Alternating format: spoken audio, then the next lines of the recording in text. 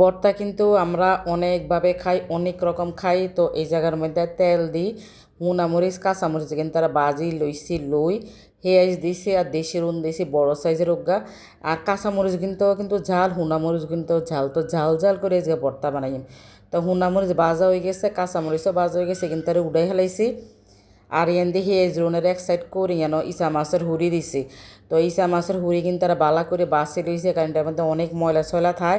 আর কাঁকড়াও থাকে ছোটো ছোটো। তো ইয়ানো কিনে তেল দিয়ে বালা করে কিন্তু তারে বাজা করে লইও মাইকেন। তো বাজা যত করবেন অত কিন্তু ভর্তাটা অনেক স্বাদ দেব, সুন্দর করে ভাজা হয়ে যাইব। হিয়ার হরে দিই ইয়ানো দিয়ে দিছি পুঁই শাক। তো আজকে বাজার তো পুঁই শাক আনছিলাম।